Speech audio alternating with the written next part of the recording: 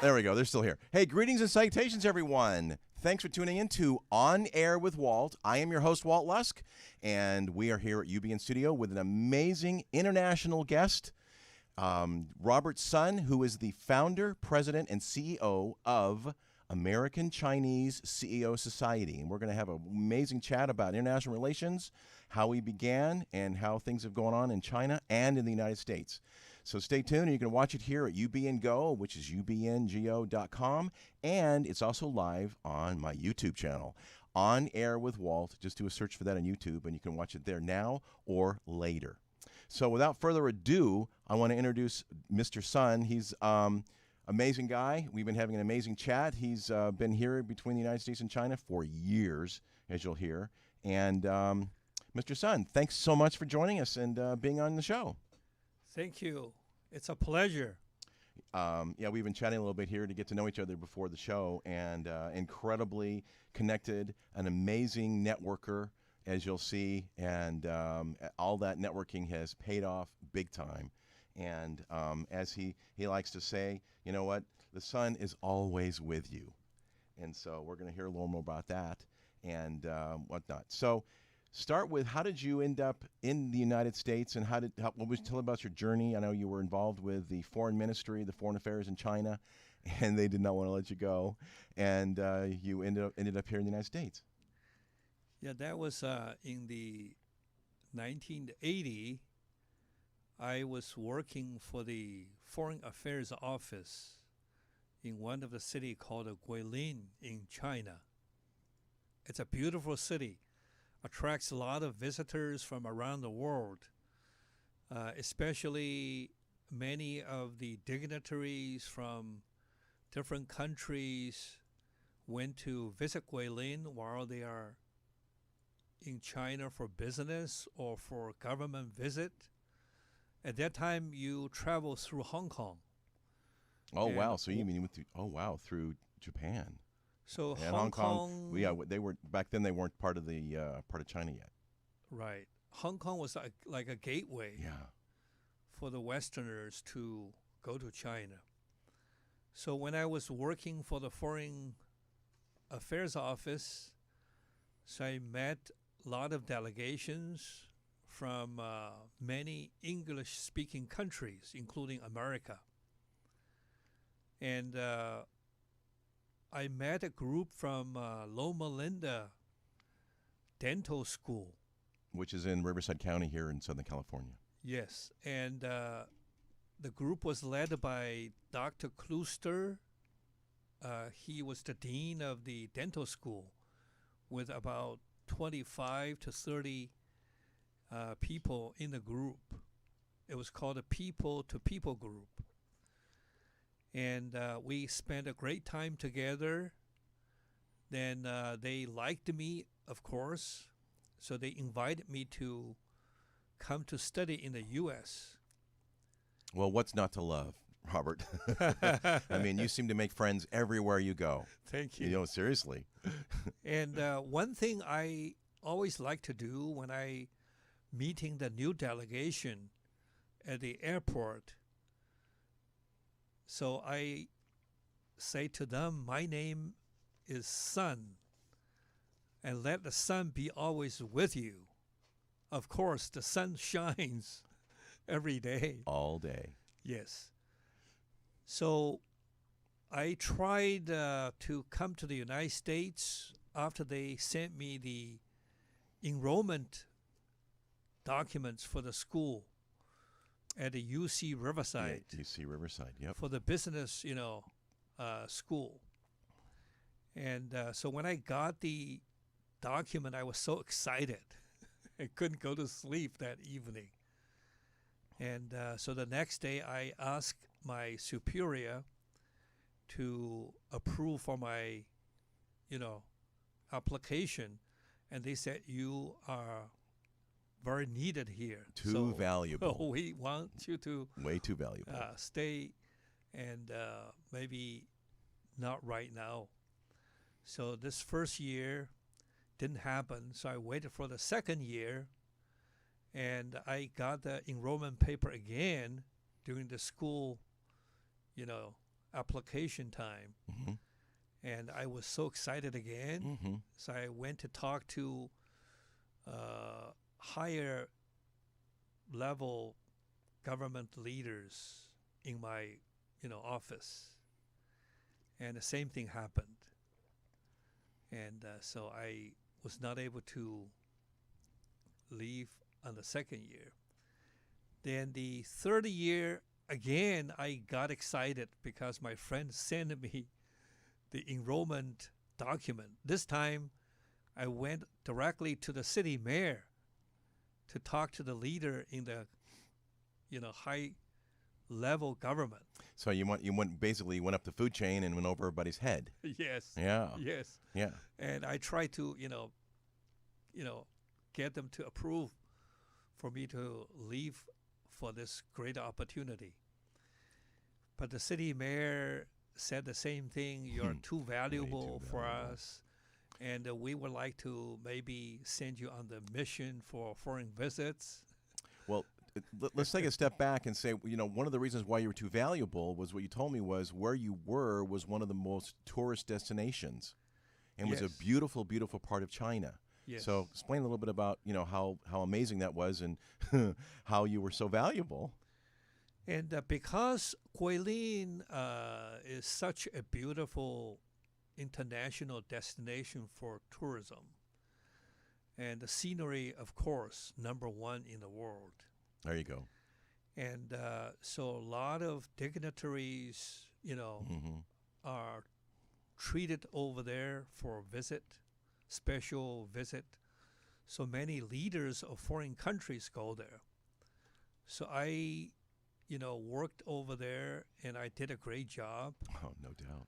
So I learned fast, and I also, a people person, So I definitely always work very well with foreigners, and they like me. And of course, everywhere you went, Mr. Sun, who never sets, is making friends everywhere. I mean, you're talking the epitome, folks, of a international networker, as you'll see. Thank you. Oh, absolutely. So I finally, decided to leave the city, so I resigned for the fourth year, and I tried to find a way to, come to the United States for this great opportunities. So I went to work at a university for the president of that school as an assistant. So I went there and worked for about 1.5 years. Finally, I came to the United States. And of course, when I was in China, I learned a lot about America or other countries through, chats with people, or they gave me books to read or magazines they brought into China. So I found China, what I heard and what I, actually see in China was very limited. And of course, all the friends you met, you'd get a different perspective of China as well as the world as well. Yes. So, you were kind of, wow. Yep. And you've been, as you said, you're a very curious guy. Very curious. Yeah, and, which is, again, paid off. Curiosity really keeps growing every year. Yes. And so finally I came, and then my friends arranged me to go to study for MBA degree for business. But at that time, I was focusing on study city government because I was thinking to get my study done and go back to China to run for a city mayor. Well, there you go. So that was my ambition at that time. And while studying in UC Riverside, my friends invite me to speak to many Rotary clubs. There you go. Yeah, you got involved with the Rotary, which is, even meeting more friends. Yeah, so the circle of friends keep growing. Yes. And I really enjoyed meeting, many business people, presidents, CEOs, and they ask about how to do business in China or with China. Mm-hmm. So I have been trying to help them connect with the consul general's office or embassy, or other people through my personal friends in China.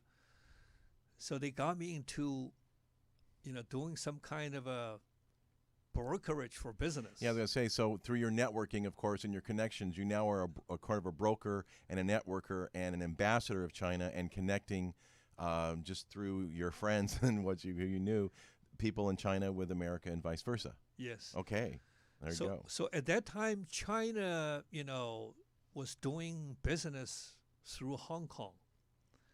So there was not direct, trades with the U.S.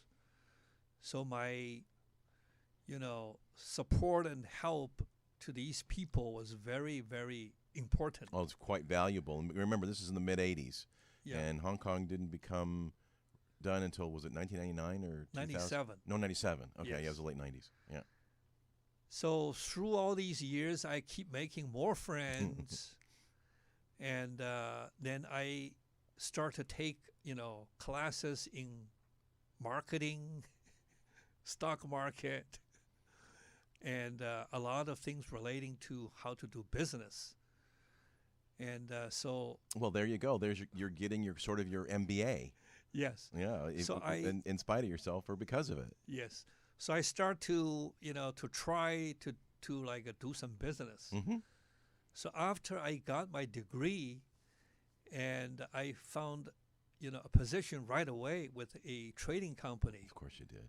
And so they asked me to be their general manager, and they also offered me vice president for the company.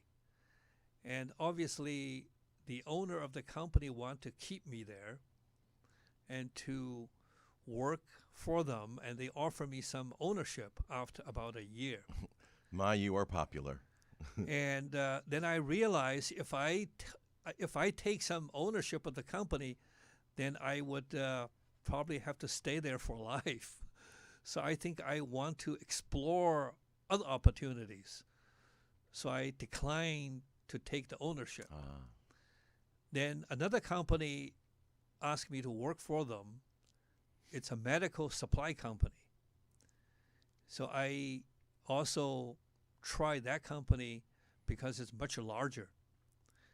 And I was responsible for their China operation to bring products, to design, a lot of the programs for products to be made over there and to be branded. So I learned a lot. Then after... Wow, so basically you were in the origins of the creation of basically manufacturing in China. Yes. And bringing it to the United States. Yeah, because wow. China offer much cheaper cost. Yeah, labor for sure. And taxes. for labor or for many other things. Yes. And so I helped the company brought in a lot of products. Then after 3 years, and I learned the business, so I said, I'm going to start my own business. There you go. And that was exciting. Sure. And so I got into medical supply business because I met so many friends here, like Loma Linda doctors. Yes. So they all talked to me about... Loma Linda is a quite mecca of doctors and medical stuff there. Yep. Yeah. And so I sometimes, went to hang out with the friends at Loma Linda or go to the church with them. So I met more doctors. And as you know, in the end of 1980, the AIDS broke out. Yes, the AIDS epidemic started and was in pretty much full swing within 10 years later. Yeah. Yeah, and people were very scared, Yes. and all the doctors, the dentists, Yep. or the medical personnel asked to use gloves for protection. So I was able to, find the sources in China and order products and bring them into the U.S. Wow. So I sold a lot of medical gloves. Mm-hmm. And one of the company actually was very large in the U.S. and they're one of the major distributor. So they asked me to ship products to their 12 different locations across the U.S. There you go. But the interesting thing was very exciting. I didn't have a warehouse. I didn't even have money to buy these products. Right. That would have been a challenge. And so that was a very big challenge. But the good thing is I know many people in the industry. So I found some companies have stock in their warehouse. And one of the company actually from China, and they stock a lot of products, but they don't sell as many. So I become a very good, support for them. So I asked them if they can offer me terms. They said yes, because they trust me. So the first order, when the company called me, do you have gloves? I said yes. And can you ship to our warehouses across the country? I said, how many? He said 12. I didn't even hesitate. I said, of course. But at that time, as I said, I don't have an office, don't have a warehouse. I don't have a fax machine to receive orders. So the same day when he called, I said, I, went to buy a fax machine. I remember those days. And the fax machine cost me $1,200. Oh my gosh, it was that much back then? $1,200. Yes, $1,200. Yeah. Wow. And so as soon as I hooked the fax machine, then the orders coming through, and I still remember the sound. Yes. Of the orders coming through. And that kind of paper. Yes, and it paid for itself then. So let's fast forward a little bit and give us a little bit of the origins of ACCS, American Chinese CEO Society. Yeah, that's also because of so many friends I have made. So many people ask me to help them. Some do like,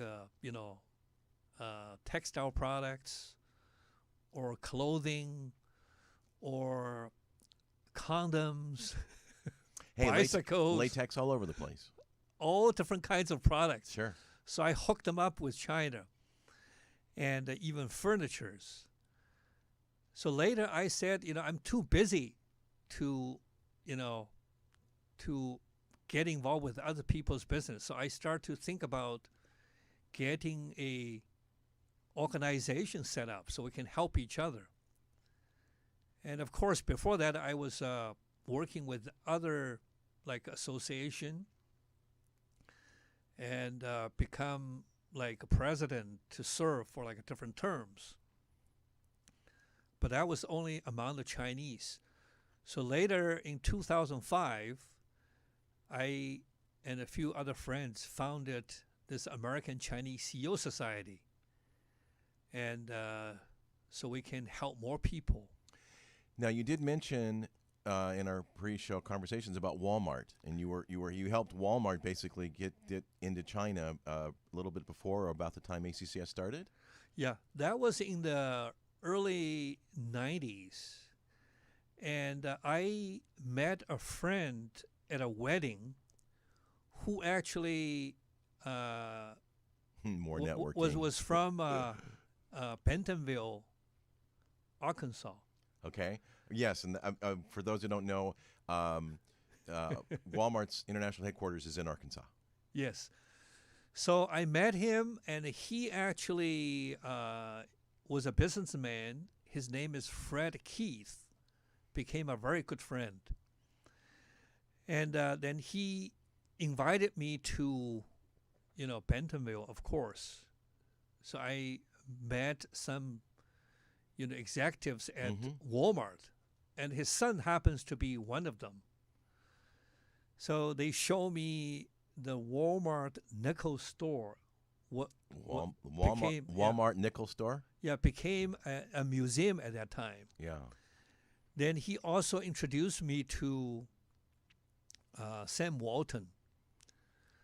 And Sam Walton, had a book at that time explaining about his business. Then I start to, work with Fred, and so we arranged a visit to China. And I arranged the visit for Walmart executive and also my friends to visit Zhejiang province in Hangzhou. So would that be the first time officially that Walmart as a company had been to China? Yeah, that's the first time wow. they actually made a decision to go to China. And so I arranged the governor of the province to meet them and arranged the factories for them to see. And also they, start to consider how to buy products from China. Mm-hmm. So they started from Zhejiang. Wow. Look today, later, Walmart not only buy products from over there, they're manufacturing, but they manufacture, and they also open many Walmart store in China. Of course they did. And also Sam's Club. Yep.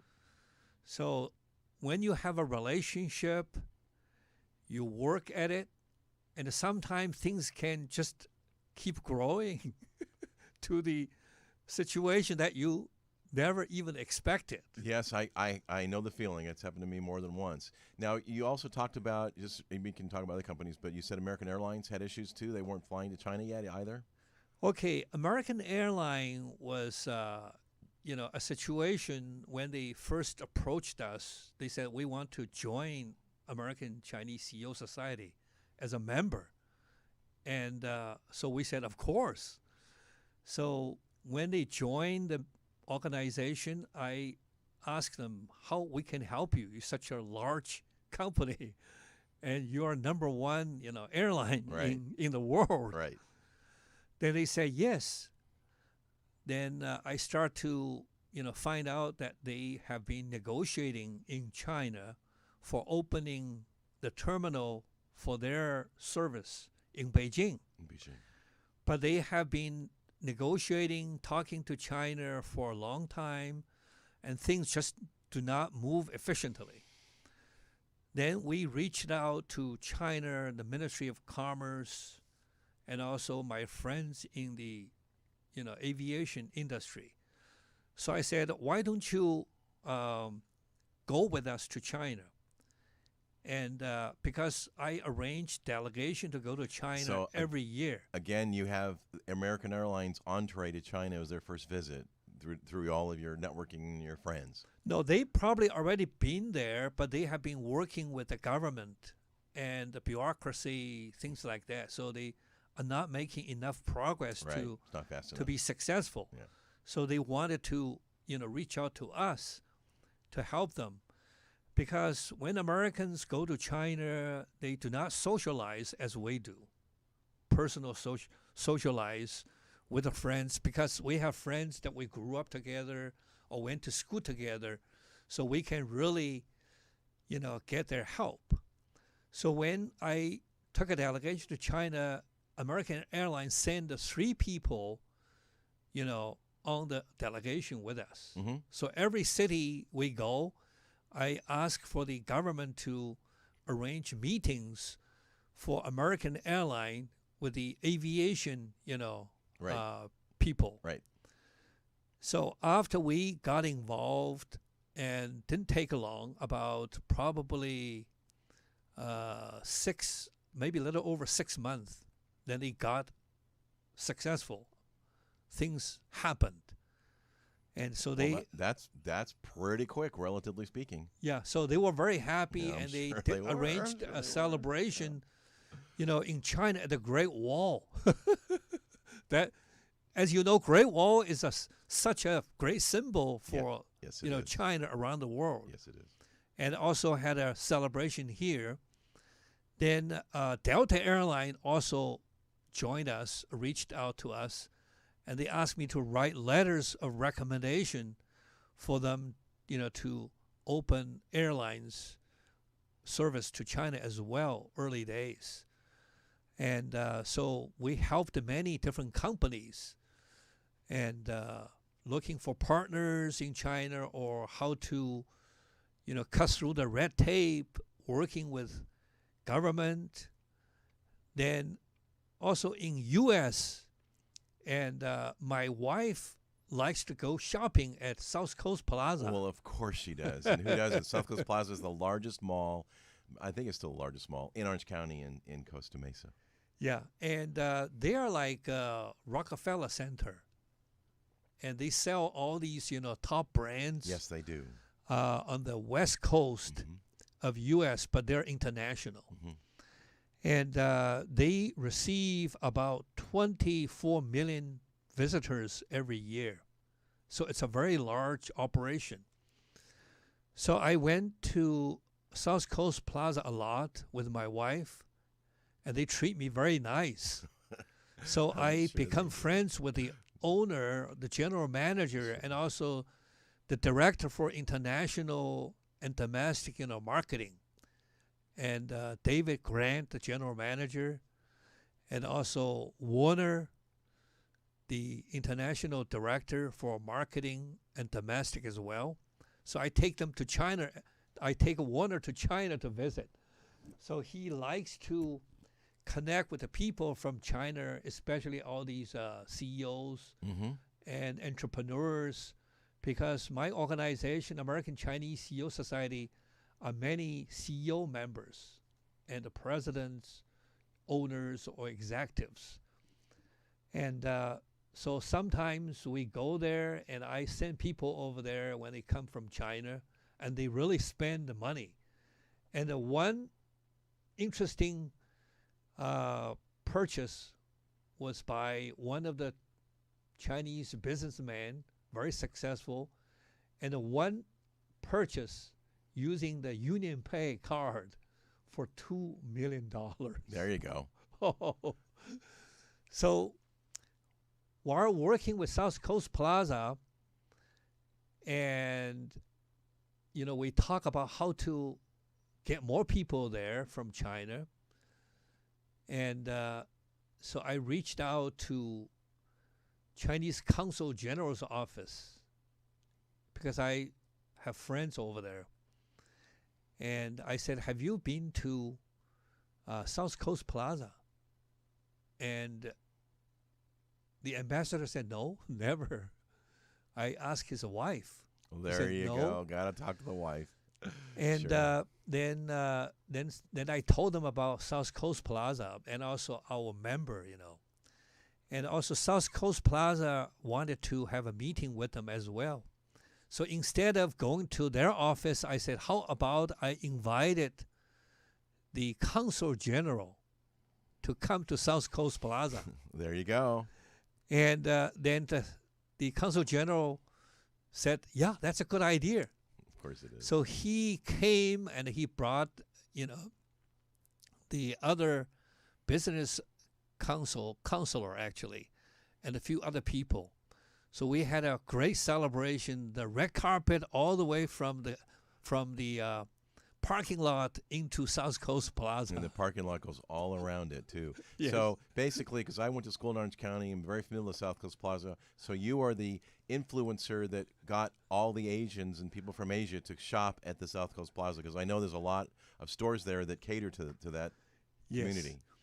So we Wow. actually have done some, events over there. So when the Consul General, came to South Coast Plaza, the Chinese news agency, Xinhua News Agency, which is the largest in the world for China, then People's Daily and the Phoenix Television and many other, newspaper all followed him.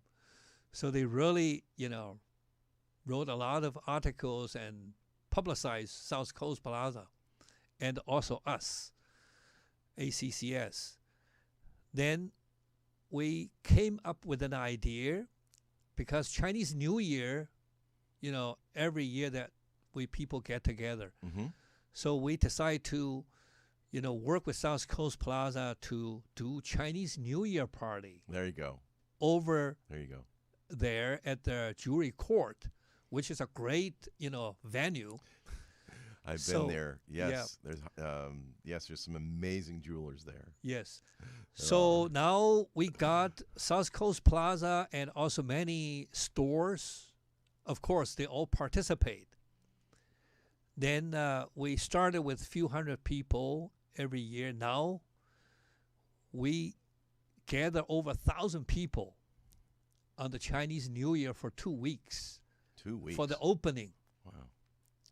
There's an opening ceremony, ribbon cutting, the lion dance or the party. Mm-hmm. Then invite the consul general and also the local government or state government, governor's office, U.S. Commercial Service. So they all come, and we do opening ceremony there. Then now, besides China, because the Koreans, the Japanese also, interested, and also Malaysia, Indonesia. So the consul general or the commercial attaché, they all join us now. So this thing is growing. That's a big party. Yeah, big party. That's a big party. Yeah, nice food. Then with some of the Chinese restaurants over there or some other type of restaurants, they provide, sponsor the food. And so the thing's growing there. Now the Moon Festival. So we also have South Coast Plaza the Moon Festival. celebrating there. Mm-hmm. Then also we have another member is the Nixon Foundation. Yes, you mentioned the Nixon Library, and I want to touch on the Academy Awards, but let's talk about the Nixon Library, because Nixon, of course, was the president that actually opened up in 1968 with Henry Kissinger diplomatic relations between the United States and China. Yeah, so that's a great story and also a great breakthrough, because China and the U.S. were enemies Yes. at that time. Yes. And so this started with the ping pong diplomacy. Yes, we talked about ping pong, and ping pong is huge in China. Yeah, it's Yeah. a national game. Yes. And so this game actually happened in Japan and the World Ping Pong Championship. So China sent delegation there, the sports, team to compete, and also Americans sent the teams over there. So one day, this bus take a Chinese, team to the stadium. All of a sudden, this other person actually from America jumped on the bus by mistake. His name is Cohen from Santa Monica, a young man, a player for American team on the ping pong. Then at that time, people from China and America, they don't talk to each other in the public, Right. space. More of that China Wall stuff. Right. So when this head of the Chinese group, the sports team, actually he's a champion, Mr. Zhuang Zedong. And he saw this gentleman from America with the long hair, jump on the bus. Then he wondered who he is. Then he saw his USA on the back of his, jackets. Oh, then they were all surprised. Then he wondered if he can, talk to him. So he went up to him. And, of course, Cohen was very tall. So he has an interpreter help him and ask him. Then they start to, have a chat. Then he, Mr. Zhuang Zedong from China, he took out a embroidery, present, a gift. He said, "I'd like to give you a gift." And of course, Cohen was very happy to receive that. Then by that time, the bus arrived at the stadium. So as soon as they walk out, because that was a long time after China come back to play on the international stage for, the ping pong match. Mm-hmm. Because of the Cultural Revolution, China was closed. So the news media people was all waiting to take pictures. So they saw this American and Chinese together. Well, I'm sure he stood out because he's so tall, right? Yeah, so that all exploded in the news. Then the Chinese government, also was receiving all these, interesting stories from the news. Then the American ping pong team was very nice to, catch up with the Chinese team. And later, Cohen also gave a gift back to Chinese delegation. Then the American team said, we would like to visit your country. There you go. There you go. Yeah. So at this time, this was all, reported back to the White House, President Nixon, and Dr. Henry Kissinger. Then in China, to Zhou Enlai, the premier, and to Mao Zedong, the chairman Mao. So at the beginning, China was not accepting their, request to visit. And according to what I read, Chairman Mao didn't decide whether to invite the U.S. because it's, if they come like a government to government. And later they think maybe it's a people to people, maybe okay. People to people. Yeah. People to people. So after a few days, one day, Chairman Mao, already signed off the documents, from the Foreign Affairs Office, whether to invite the U.S. team or not. So at that time, they said not too early, not mature. Then Chairman Mao took some pills and was about to go to sleep. Then he picked up one of the newspaper and saw this big picture of Chinese, player Zhang Zedong with Cohen exchange, gifts. Right. Then he all of a sudden came to his mind, it's a good opportunity. Let's invite the American team. It's diplomacy. Yeah, so the diplomacy just happened. There you go. So everything Pong. started.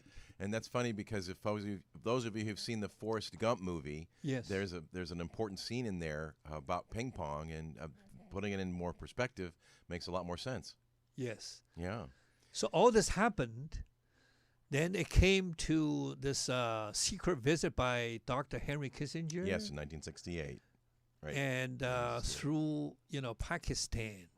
Ah. And so Henry Kissinger pretended to visit Pakistan for a state visit. Ah. And when he arrived, the motorcade, one picked him up to send him to the other airport. The Chinese jet was waiting. Mm-hmm. Then the other motorcade went to the hotel. At the same time, the Pakistan news, broke out, say Dr. Henry Kissinger was not feeling very well, and he need to have a day rest. They need to rest. In the meantime, he was on the way to China to meet Chinese leaders. Mm-hmm.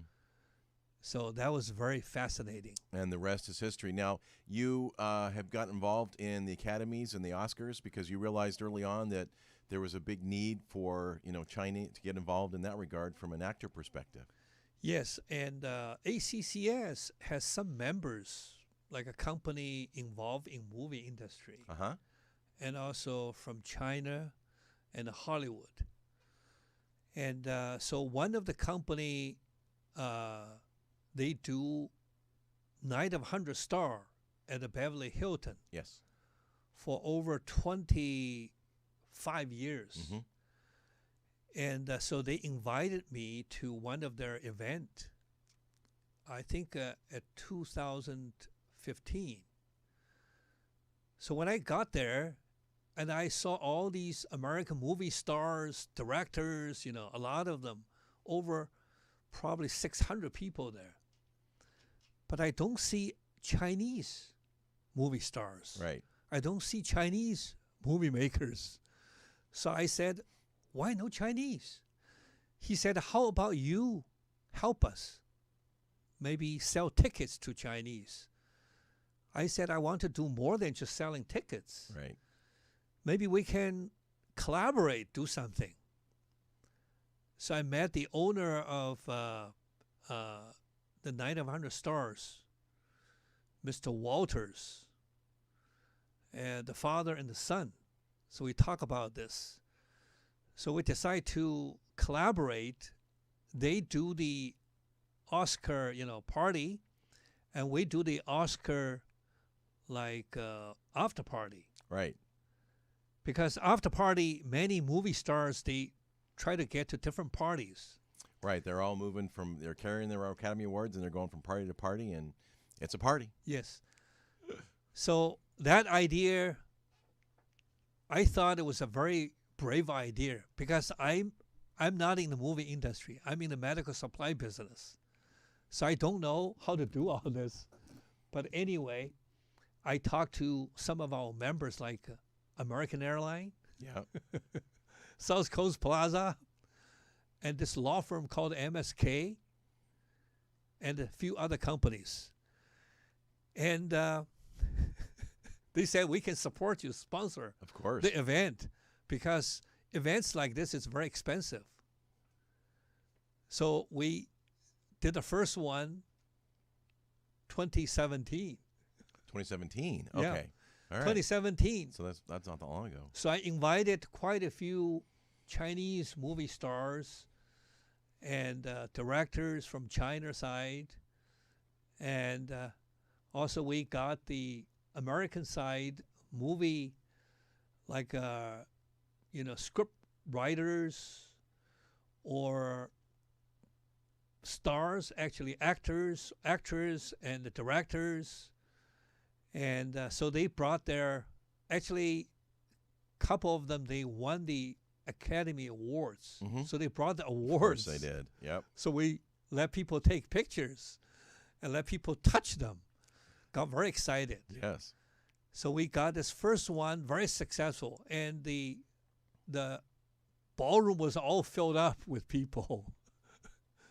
Then we did the second one, the third one, and the fourth one just before the pandemic.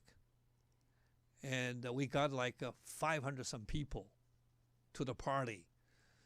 And we help movie companies to collaborate, and the movie directors to work together, or even write script together so they can co-produce the movie.